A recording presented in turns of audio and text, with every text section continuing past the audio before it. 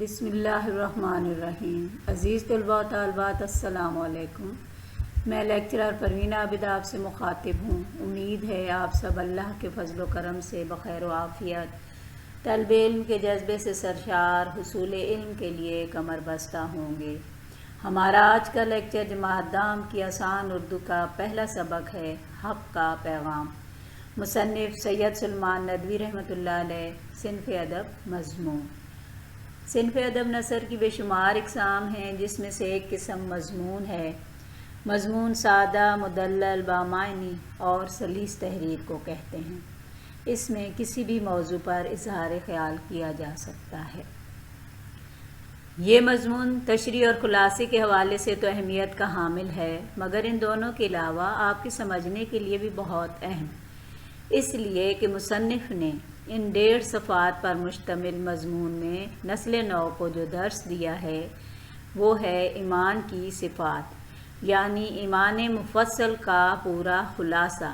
جی ہاں، یہاں اسلام کے بنیادی 5 عقائد کو واضح کرتے ہوئے مصنف نے یہ بتایا ہے کہ ان پر عمل کر کے ہم نہ صرف سچے مسلمان بن سکتے ہیں، بلکہ اپنے ملک و ملت کے لیے مفید فرد بھی ثابت ہو سکتے ہیں۔ آئیے باقاعدہ آغاز کرتے ہیں۔ سب سے پہلے مقاصد، پھر مہارتیں، مصنف کا مختصر احوال اور پھر باقاعدہ سبق کا آغاز۔ مقاصد تدریس۔ طلبہ اس قابل ہوں گے کہ صنف ادب مضمون نگاری علامہ سید سلمان ندوی رحمۃ اللہ علیہ کی اردو ادب میں اہمیت اور ان کے طرز تحریر سے آگاہ ہو سکیں گے۔ لغت کے ذریعے سبق سے مشکل الفاظ و معانی لکھنے کے اہل ہوں گے۔ سبق کے متن کو مد نظر رکھتے ہوئے مشقی اور معروضی سوالات حل کرنے کے اہل ہوں گے، اور اپنی تخلیقی صلاحیتوں کو بروئے کار لاتے ہوئے سبق کا خلاصہ تحریر کر سکیں گے۔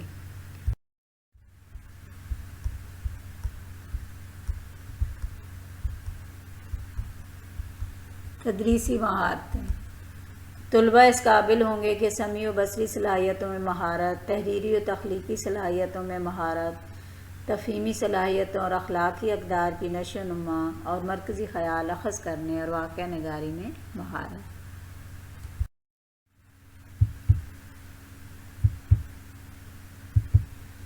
اہم نکات مصنف کے حوالے سے۔ سید سلمان ندوی رحمۃ اللہ علیہ 1884 میں بھارت میں پیدا ہوئے۔ قیام پاکستان کے بعد 1950 میں کراچی آئے اور 1953 میں یہیں وفات پائی۔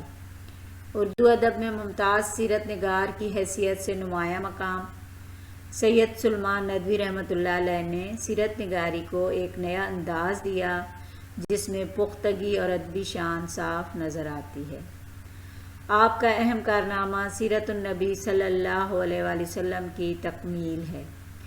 عزیز طلباء و طالبات، یاد رکھیے اس سبق میں بارہا نبی پاک صلی اللہ علیہ وآلہ وسلم کا اسم گرامی مبارک آئے گا، تو آپ پر لازم ہے کہ جب جب نبی پاک صلی اللہ علیہ وآلہ وسلم کا نام مبارک لیا جائے تو آپ درود شریف ضرور پڑھیے۔ تو آپ کا اہم کارنامہ سیرت النبی صلی اللہ علیہ وآلہ وسلم کی تکمیل ہے، جس کا آغاز آپ کے استاد محترم شبلی نعمانی رحمۃ اللہ علیہ نے کیا۔ ابھی وہ دوسری جلد لکھنا شروع ہی کیے تھے کہ ان کا وصال ہو گیا اور بقیہ 6 جلدیں آپ نے مکمل کیں۔ اس کے علاوہ آپ ایک بہترین سوانح نگار بھی تھے۔ آپ نے اپنے استاد محترم مولانا شبلی نعمانی رحمۃ اللہ علیہ کی سوانح تحریر کی حیات شبلی کے نام سے۔ خداداد صلاحیتوں کے مالک، اللہ تعالیٰ نے آپ کو بے شمار صلاحیتوں کا مالک بنایا۔ آپ کو 4 زبانوں پر عبور حاصل تھا، عربی، فارسی، اردو اور انگریزی۔ علمی نثر میں ادبیت کا خیال رکھتے اور علمی متانت آپ کی تحریروں کا خاصہ تھی۔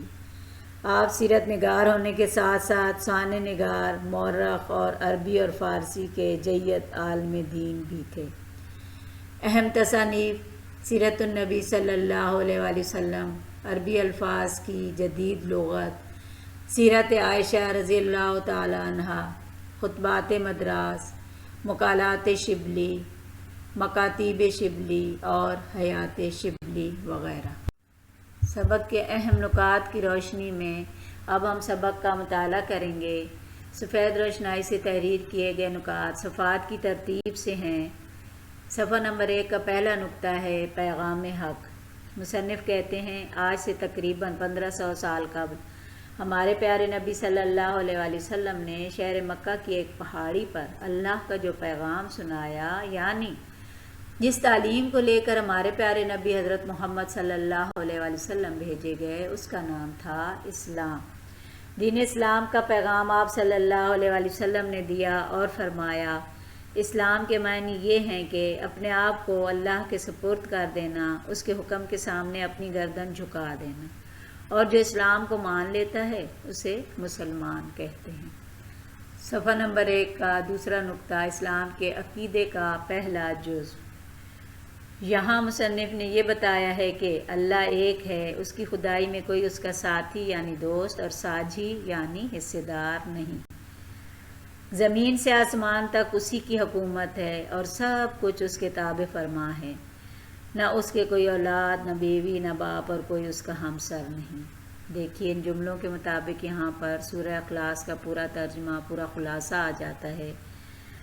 یعنی اللہ ایک ہے، وہ بے نیاز ہے، اس کی کوئی اولاد نہیں اور نہ اس کو کسی نے پیدا کیا اور کوئی اس کا ہمسر اور مقابل نہیں۔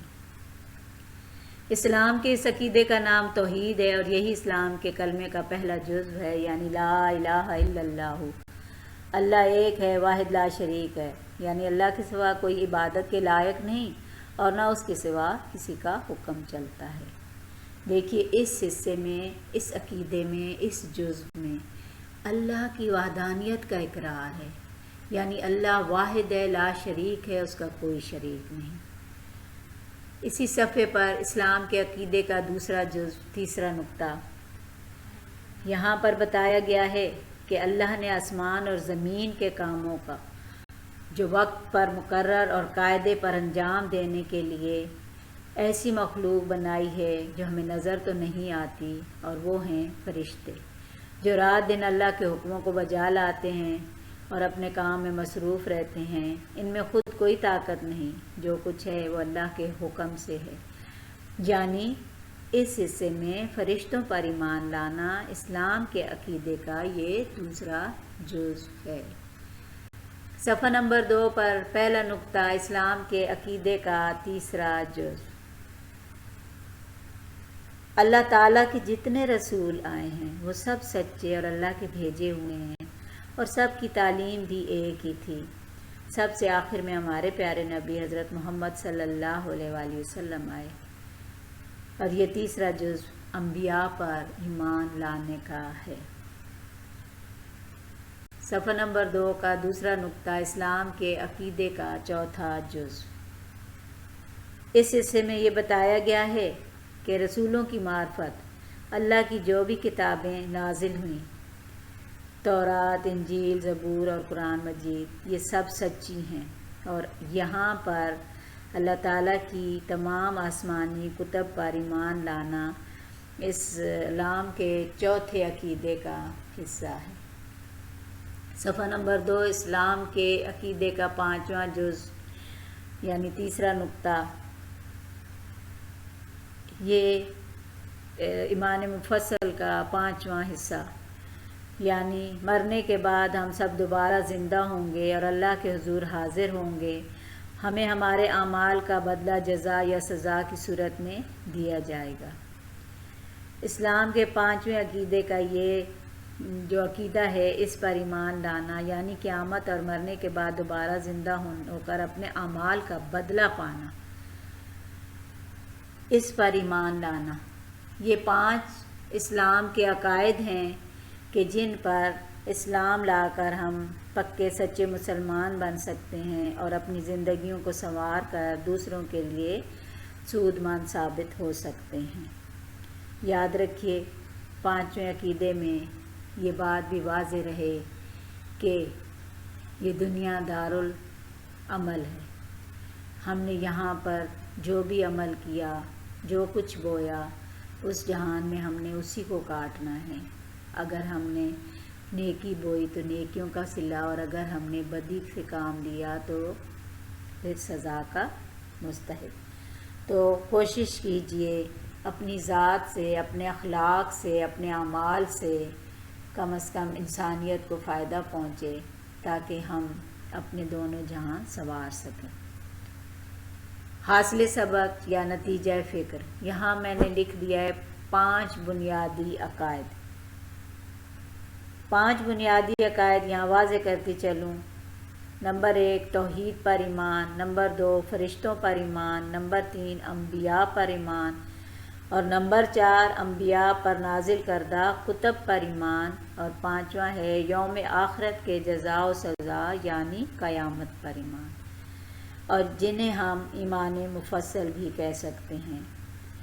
اور یہی حق کا پیغام تھا جو اللہ کے آخری نبی حضرت محمد صلی اللہ علیہ وآلہ وسلم نے دیا، اور جس پر عمل کر کے ہم سچے مسلمان بن سکتے ہیں۔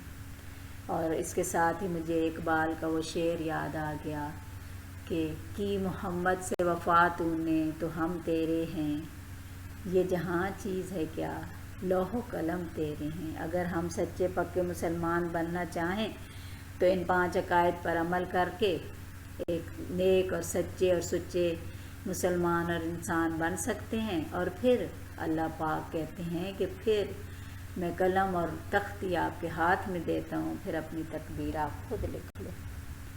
تو مجھے امید ہے کہ آپ کو یہ پورا لیکچر بہت اچھی طرح سے سمجھ آ گیا ہوگا اور آپ کے لیے مفید ثابت ہوگا۔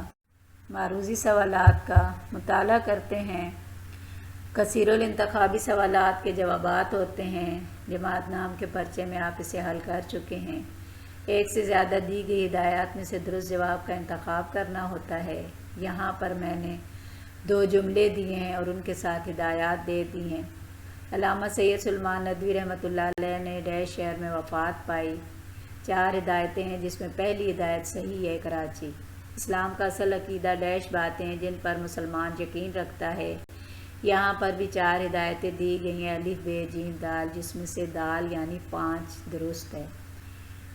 آپ سبق کا بغور مطالعہ یا بغور سماعت کرنے کے بعد مصنف کے احوال اور سبق سے اس طرح کے سوالات بنا سکتے ہیں۔ موضوعی سوالات آپ کے لیے میں نے منتخب کیے۔ اسلام کے معنی کیا ہیں؟ اسلام کا سب سے پہلا حکم کیا ہے؟ اور وہ کون سی 5 باتیں ہیں جو اسلام کا اصل عقیدہ ہیں؟ عزیز طلباء و طالبات، امید ہے میرا یہ لیکچر آپ کے لیے مفید ثابت ہوگا، اور اگر آپ کو مفید لگے تو میری آپ سے درخواست ہے کہ میرے لیکچرز اور چینل کو دیگر طلباء و طالبات کے ساتھ شیئر کریں، تاکہ تحصیل علم کا یہ سلسلہ یوں ہی رواں دواں رہیں۔ اور اگر آپ کو اس لیکچر میں کوئی بات سمجھ نہ آئی ہو تو آپ کمنٹ سیکشن میں مجھ سے پوچھ سکتے ہیں، اور ایسے ہی مزید لیکچرز دیکھنے کے لیے میرے چینل کو سبسکرائب کریں۔ لیکچرر پروین عابد اب اجازت چاہتی ہے۔ اپنا بہت خیال رکھیے گا۔ اللہ حافظ و ناصر۔